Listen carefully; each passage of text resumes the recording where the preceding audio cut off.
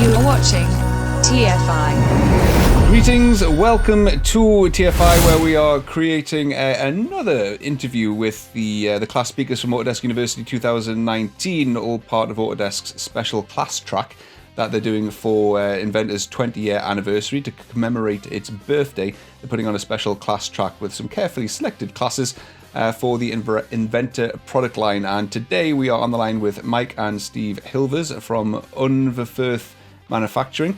Hi guys, how are you doing? Hello. Doing well, Neil. Super. So the reason why we're doing these videos is a couple of reasons. Is mostly to make you, the viewer, aware that their class exists over at Autodesk University. So if you are heading out over to Vegas in November, then you'll know that their class is there. And if there's any spaces, then you can sign up to attend. If you're not heading out to Vegas, though, you can usually find the classes recorded on the Autodesk University website after the fact, along with all the handouts, any information, any files that the guys use during the classes. If they're made available, they'll be attached to the class on the Autodesk website afterwards. So the class that we are discussing today is MFG. If you look it up in your Autodesk and University app, it's MFG 323109. It is Get Your Welders and Designers Connected 20 plus tips on using welds in Inventor. This one sounds very interesting. It's good. This is a good slot as well, mate. Tuesday, November 19th, 8 a.m. to 9 a.m. So it's a good time slot. Well, I think that must be one of the first classes on of AU this year, which is it's a good time slot. Everyone will be pumped and enthusiastic around about that time. So yes, we're on the line with Steve and Mike Hilvers, two brothers from Ohio. Is that right? Yeah, that is correct. Steve, up at the top left, you are a project designer slash engineer slash bit of CAD management slash bit of data management administration. Sounds very similar to what I do. Again, it's quite a familiar theme going through these, which is quite good, actually. It's good to speak to people who do a similar thing to what I do. And you've been with Unverferth for 24 years. That's absolutely a mental amount of time. Can you just give us an overview of what Unverferth do over in Ohio and what your sort of day-to-day activities are within Unverferth? I guess it's actually, maybe Mike's been here 24 years, but I've been here over 30 years. You linked it, mate. Yep. And pretty much we've been involved with Autodesk from the get-go. Design engineer by trade, or that's, I guess, my official title, but anymore it's more of CAD management, getting everybody on board with Inventor or Autodesk software from Vault to Inventor. Most of it's managing anymore. I guess we are a farm equipment manufacturer.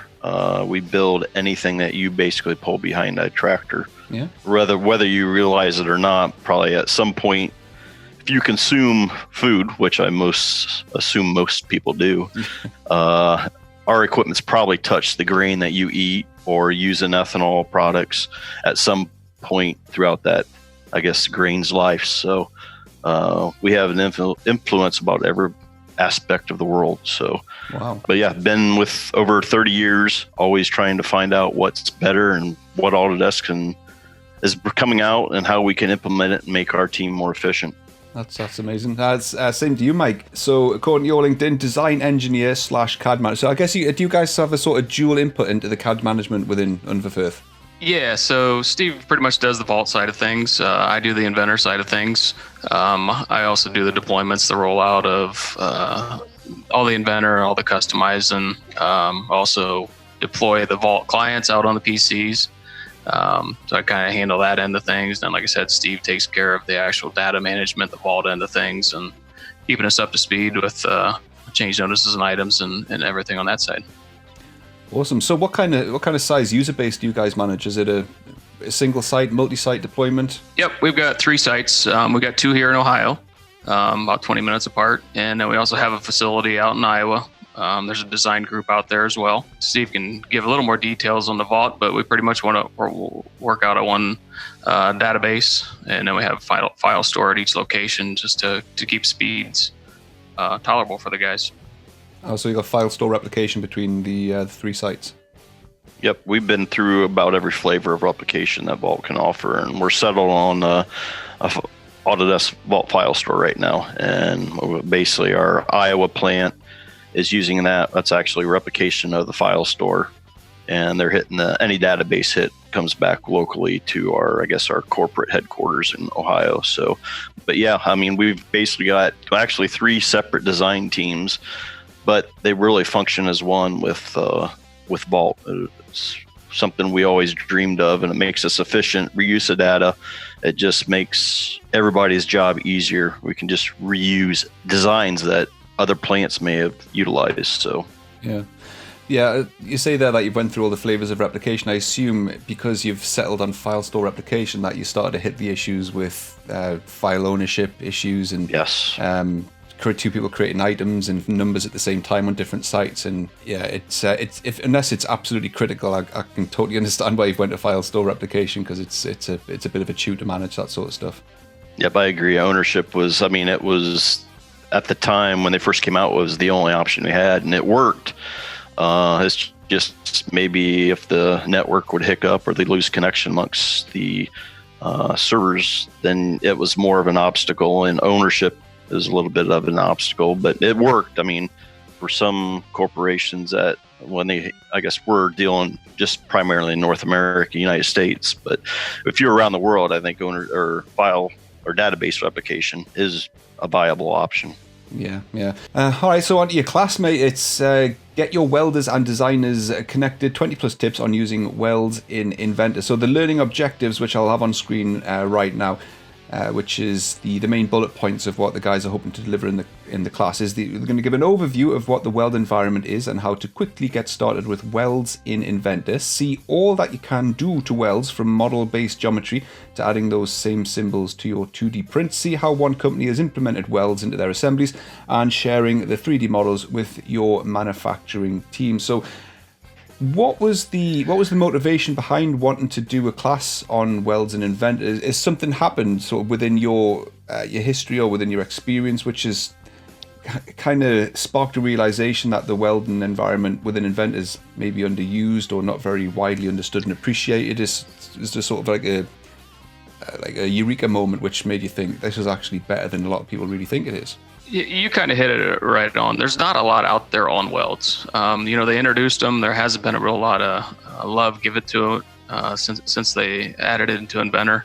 But I mean, there's a lot of power there. Like they always say, a picture's worth 1,000 words and a video's worth even more. We kind of put that 3D model in the same place that a video is. If we can get the welds on a 3D model and put it out there for the guys on the shop floor, they can take that thing, twirl it around, and eliminate a lot of the questions that even come up, even if they're our own. There's a lot of times we got to rehash our own welds. What did we mean on that 2D print? When we pull up a 3D model, man, it's there. So, there's some things we still wish for it, and we'll share those things in the class too. What things we want to see in it. But the benefits, once we do a 3D model of it, it seems like we're not getting many questions on it. So that kind of sparked the realization, hey, there needs to be something more out there. So we put in a submission to AU, and here we are. That's awesome. So do you guys build or design and manufacture all of your machinery on site? Yeah, we're our own customer. Right. We design and we build for ourselves, and then ultimately we sell through a dealer network out to the customer. But yeah, we don't really deal with much outsourcing, or we don't work for another customer. We don't build other designs for other people. Personally, myself, I don't know much about welding. Everywhere that I've worked, we've just been I'm not a design engineer myself. I do pretty much entirely the CAD management side of things, but the place that I work at, we outsource all of our fabrication, so I'm not really familiar myself much with. So for people that do include the welds in their Inventor data rather than just sort of noting them up in the bill of materials, what kind of benefits can people see from including the physical modeled welds in their assemblies that you've seen in your experience? From when we, I guess, started looking at welds, and this goes way back, probably about 10 years, but finally we decided to take the dive into it, because basically in our neck of the woods, welding is starting to be more of an art trade. And I mean that because there's not a lot of people, the good welders, around anymore. Everybody's saying get out of the trades or do something else, but it's kind of tough to find welders. And based on that, our turnover was, I mean, on welders was pretty high. And if a guy ran the job for 5 years in a row, he knew exactly what he was doing. But when we started getting turnover, or we turned those jobs into where robot welders, nobody quite understood. They understand weld symbols, but if you ask 5 people, tell me what this weld symbol means or how to weld this part, you may get 5 answers. And now by putting the welds directly into the 3D model, you can pull the picture up or image up, rotate it. You know exactly where the welds go. So along with the weld symbols, as well as a model displaying exactly where those welds, now we can get a consistent product going out the door. We know that when we change a welder or go to a robot, we know those welds are going to be what we expect as engineers. So really, it's an interpretation tool, or not even really an interpretation tool. It says this is the way it needs to be welded.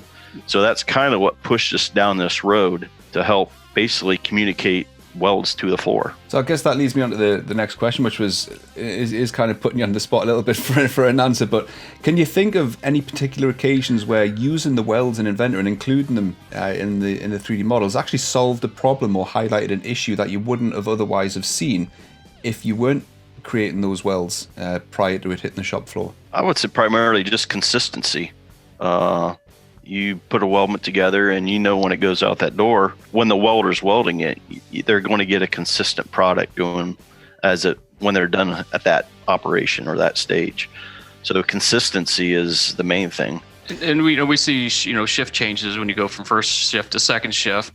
The welders are changing, the lead men are changing, but we're going to weld that same product through both shifts. And there's quite often when we'll get it in the morning and second shift don't agree with first shift, and what is right, and so we got to go hash it out. And it seems like when we throw these 3D models out there that I don't think we're getting the questions that we used to get. So is weight a factor for the weld material in your designs? Is that something that you can better calculate now that you're including them within the models? For us, for the most part, weight's never an issue, but weld time is. We kind of calculate how many inches of weld are on a product and how long it's going to take to weld it. And, if we need to start looking at efficiencies, is there places we can take weld out? Can we do a better job of welding? And by modeling these welds, we can kind of take them and shrink wrap them and or simulate them in an FEA, whether it's Nastran or what we used to be mechanical simulation. So yeah, there's definitely some benefits, not so much on weight on our side, but labor savings. Yeah. Also, you're actually calculating the FEA across the welds in the likes of Nastran as well. If it's a critical area, yeah. A lot of what we do is similar but a little bit different. So we got a pretty good gut feeling on stuff. But if we get into something that's critical, or we're putting a lot of inches or feet of weld into something, we'll take a look at it. That's awesome.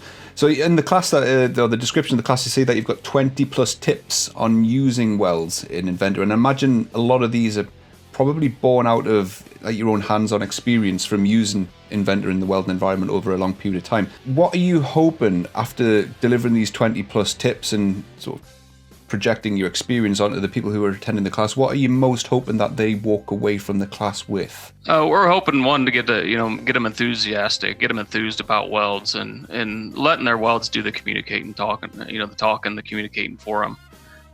But secondly, just to show them the caveats. There's quite a few caveats to the weld environment.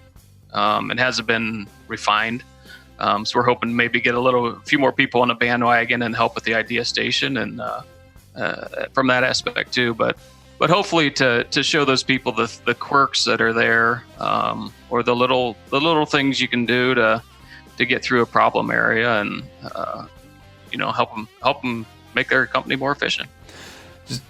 Thinking there, like you mentioned the idea station, has the welding environment, because it is more of one of the more obscure modules within Inventor, the likes of, same with tubing and pipe and those kind of specialized niche modules. Do you find that the welding environment gets a lot of attention and updates and development from Autodesk, or is that something that it needs more people behind it so that it's on the radar for further development? Yeah, I think they need to get some more push behind it. I think Autodesk does a pretty good job of responding to the idea station, and it comes up, basically off of popularity.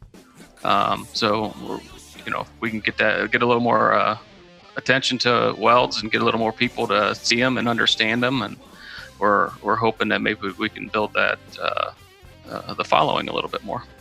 So for the class itself as well, what kind of user are you pitching this at? Is this going to be, can anyone who's just getting started on Inventor, they've probably got a bit of manufacturing knowledge, but they're not so Inventor savvy. Is your class aimed at pretty much everyone, or is it kind of a more intermediate to advanced level of class? I think we'll go towards everybody. We'll kind of monitor, what kind of attendance we're going to have, and we'll probably put out a survey out there, get a feel for, what caliber of people, if we're beginners or, experienced guys with the welds, and we'll kind of adjust it from there. But I think everybody will be able to get some good knowledge out of it. So finally, I guess, you guys are attending AU as customers as well as speakers. Is there anything in particular that you've got your eyes on over at AU this year? Any classes other people's classes that you've seen that you want to attend, or anything interesting that you guys know of that's happening over there that you're particularly interested in seeing? Number one, I guess AU is networking. Just get connected with more people, and specifics would be generative design.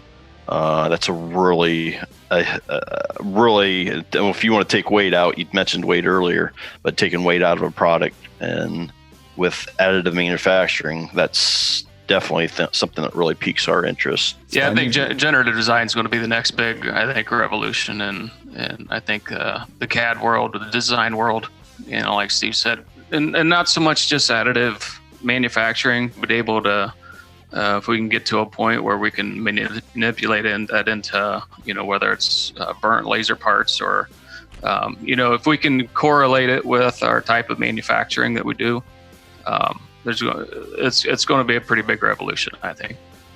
Yeah. One of the previous talks that I did was with the two Autodesk generative design adoption experts. So they've got a class on over there, which I'm going to try and get to myself to see what it's all about and what it can do now. Because that's something that, again, I'm interested in as well. It's something that you can't ignore. It looks so powerful. It's something that has to be on your radar if you create anything which generative can assist you with. And so the other thing I was just thinking of was model-based definition, where maybe the 2D print, the drawing, the IDW or whatever may, I guess, eventually just kind of fade away. But this, I guess, welds is one aspect. We're building it right in the model with the weld symbol in the model. This all kind of goes with model-based definitions, kind of one of the first steps. So that's very curious that you say that, because I've just been through an exercise at my place where we actually presented to all the shop floor guys, all the manufacturing leads, and we said, look, we're interested in taking away, not necessarily completely eliminating drawings, but severely reducing them in favor of 3D models with MBD on it. Got so much kickback and resistance from it, we couldn't roll it out. So how would you tackle that? The issues that we mostly faced was how people access that data, the screen types, the availability to screens, and the dirt that's on the shop floor, and dirty hands and gloves, and trying to access screens rather than just having if you're up on a bit of machinery and you want to access a bit of paper, you just tend to either blue tack it or tape it onto a bit of machinery. You can't really do that if you're carrying screens around. So are these the sort of issues that you guys have investigated yet, or is this sort of future problems for you guys? That is, I think it's almost like when you went from 2D CAD to 3D CAD. 3D CAD will never take off. You heard that very early on. Yeah. Well, if you're not in the 3D CAD world now, you're kind of almost left behind. Yeah. And I think this whole model-based definition from 2D prints, it's a mindset. And how are you going to get these people to transition? Well, I think the easiest way is to give them a 3D model, something they can almost feels like they're touching, and maybe it's in a VR world with glasses, I don't know, but to give that model where they can spin it around, they can explode it, all just sitting and looking at a screen. I think it's more of, once they get a taste of it, how do we get more of it? Yeah. I think that's really what's going to, and it really comes down to the viewing technology. is there a good 3D lightweight, I wouldn't say I'll say PDF-like 3D CAD viewer that you can pull up on your phone, your tablet, an iPad, whatnot. Once the user gets their hands on it, it may almost take care of itself. Yeah. It's kind of one of them things. It's really silly what we do. We take a 3D image in our head. We have this idea what this product's going to be. Then we actually model it now in 3D, so it's still what's in our head. And then we turn around and put it on a 2D print. So we flatten it out to a 2D, environment. And then we turn around back out in the shop, and now we turn it back into a 3D object. There's a lot of inefficiencies there. It sounds tough when you put it that way, actually. Yeah. But at the same time, one of my biggest things I haven't figured out yet is how do you do rev control? How do you do change notices on parts when there's not a drawing? Yeah.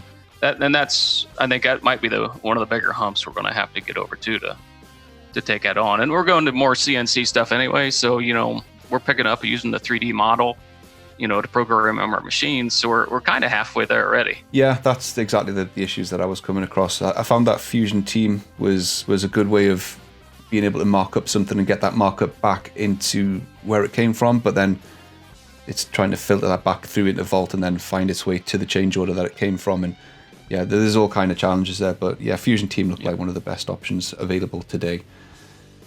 Staying within the Autodesk ecosystem anyway. But no, that's exciting. Yeah, I'm going to check the class register to see if there's any classes on that sort of stuff when we're over there. That's what's good about AU, because all the guys as well who are responsible for product managing that technology, they're all there over at AU. So you can grab them, you can talk shop to them as much as you want without feeling nerdy and like you're getting in their way. That's exactly what it's all about. So, right, thanks very much, guys. Yeah, so just to confirm the classes, MFG 323109, get your welders and designers connected. 20 plus tips on using welds in Inventor, Tuesday morning, 8 to 9 a.m. Thank you very much for your time, guys, and I'll see you both over in Vegas in November. Thanks very much.